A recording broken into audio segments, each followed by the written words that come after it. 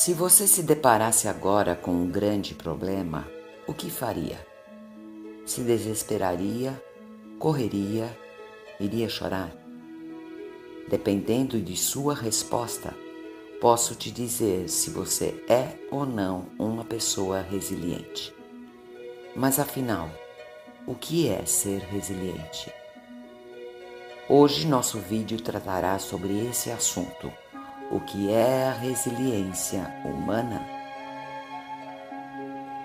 Algumas definições sobre resiliência humana. É a capacidade que se tem de se recuperar dos problemas e dificuldades que atravessam a nossa vida e na sua capacidade de lidar com isso, não ficando sobrecarregado.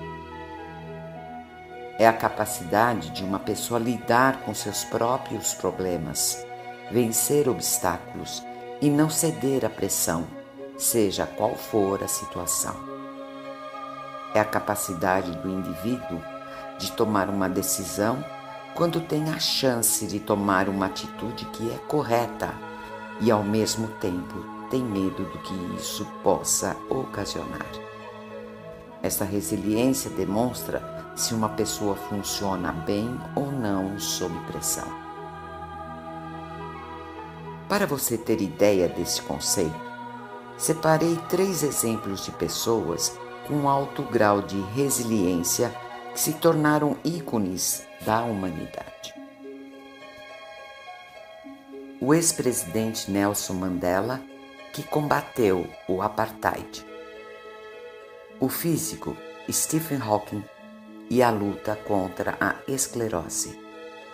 O psiquiatra Viktor Frankl e a vida durante o Holocausto. Sugiro para aqueles que desejam se aprofundar sobre as suas histórias a leitura completa destes personagens. Por que foram consideradas pessoas com alto grau de resiliência? No mínimo, tiveram e sentiram-se capazes de se adaptarem ou até mesmo evoluírem após momentos de adversidade.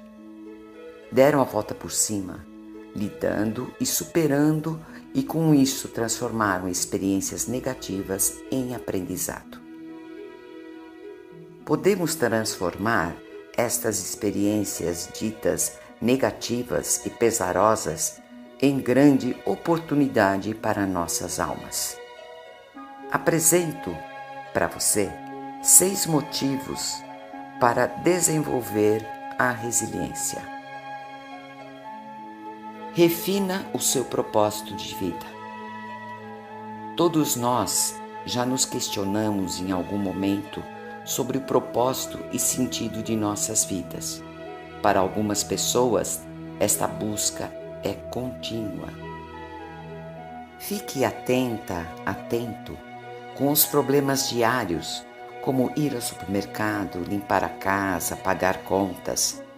Esses problemas podem nos tirar o foco para um propósito maior. Nos momentos difíceis, porém, o nosso propósito se torna importante fonte de inspiração e motivação. Um forte senso de propósito e significado é o fundamento no qual todo o processo de cura e renovação se torna possível depois das adversidades. Quais seriam, então, os 3 grandes propósitos de vida do ser humano? Provavelmente seriam pessoas, causas ou fé. Pessoas, como filhos, parceiros e familiares em geral, pelos quais temos grande amor e carinho. Buscamos ajudá-los, amá-los, protegê-los, apoiá-los e não decepcioná-los. Um caráter resiliente é importante para alcançar esses objetivos. Causas: lutas contra a fome no mundo ou em favor dos animais, ajudar pessoas carentes, são exemplos comuns de causas que se transformam em propósitos de vida e podem ajudar a impulsionar o surgimento de uma força maior em um caráter resiliente. Fé, desde religiões tradicionais que promovem um poderoso sentimento de conexão pessoal com o Criador, até mesmo práticas religiosas menos formais têm o poder de produzir um sentimento de conexão com o universo e podem promover profundo sentimento de propósito. Diante da adversidade, o sentimento propósito sustenta e provém motivação suficiente para sermos perseverantes. Essa conexão e esse sistema de crenças pessoais ajudam a criar a compreensão de que as adversidades têm razões maiores, mesmo que não sejam claras naquele momento. Autoconhecimento é, sem dúvida, um componente importante da resiliência. Crenças infundadas a respeito das forças e vulnerabilidade de alguém podem dificultar ou até mesmo inviabilizar a separação e recuperação diante da adversidade. Muitas pessoas têm dificuldade em entender e identificar as próprias qualidades. Entretanto, elas são capazes de identificar suas fraquezas com bastante facilidade. Isso porque alguns pensam que devem minimizar suas forças de caráter para não parecerem arrogantes. Essa falta de equilíbrio é ruim, porque logicamente nós somente alcançaremos algum nível de sucesso em nossas vidas usando nossas forças. Conhecimento a respeito das próprias vulnerabilidades e fraquezas pessoais também é muito importante, já que o conhecimento preciso possibilita o desenvolvimento realístico do processo de superação. O indivíduo resiliente é aquele que tem clareza de suas forças e fraquezas e sabe qual é o seu limite, mas também acredita que limites existem para serem superados. Elimine, na medida do possível, a avalanche de pensamentos negativos que te visitam diariamente. Não se culpe por tais pensamentos, porque saiba que biologicamente somos programados a estar mais alertas às coisas negativas do que positivas. Nossos antepassados, que lidavam com muitas adversidades, como enfrentar um animal selvagem ou condições de vida extremas, nos transferiram o costume de pensar negativamente através da genética. Atualmente, este antigo viés interfere no nosso bem-estar e nossa capacidade de realização. Ele pode se manifestar como uma chuva de pensamentos negativos, indesejáveis, persistentes e repetitivos. É necessário desenvolvermos uma mente positiva, reduzindo a incidência de pensamentos de viés negativo. Para isso, tenha um coração grato e tente sempre cultivar a gratidão.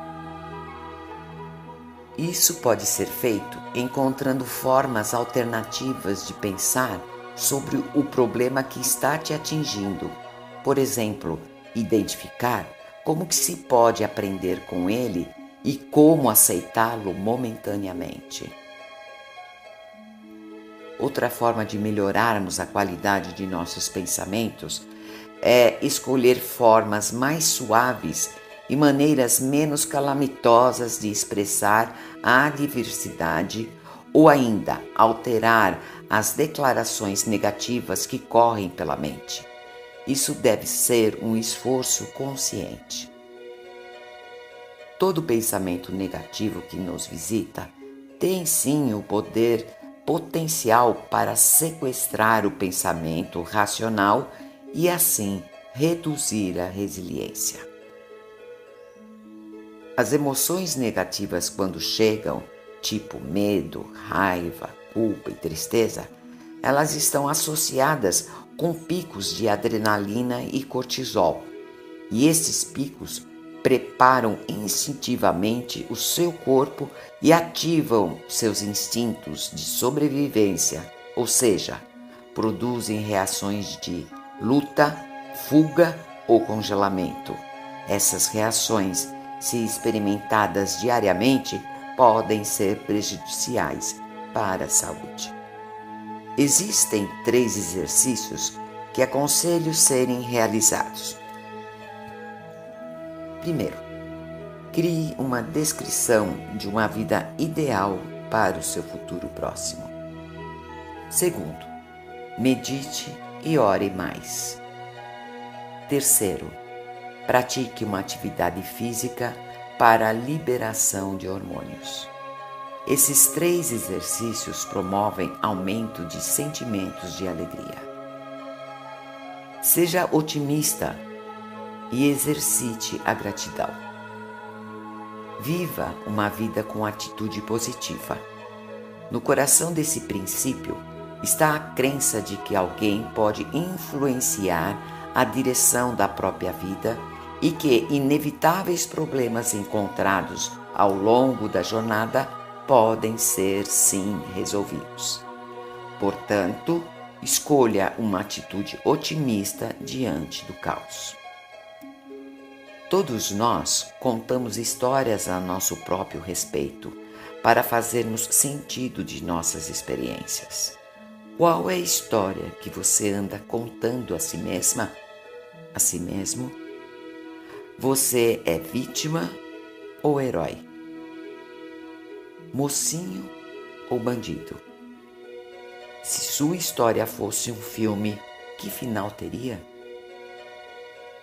Exercite-se para construir um caráter mais resiliente e melhorar o otimismo. Pense, por exemplo, diariamente sobre o que lhe acontece de bom ao longo do dia. Seja grata, seja grato. Persevere e lute. Lidar com as adversidades requer alguma ação. A perseverança é a chave. Porém, perseverar deve ser visto como uma faca de 2 gumes. Ter pouca perseverança significa sucumbir diante da adversidade.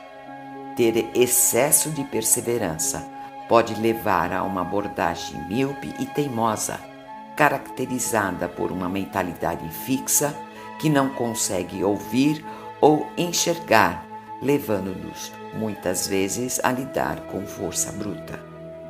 Os extremos são desaconselháveis, ao meu ver. Cuidado, então.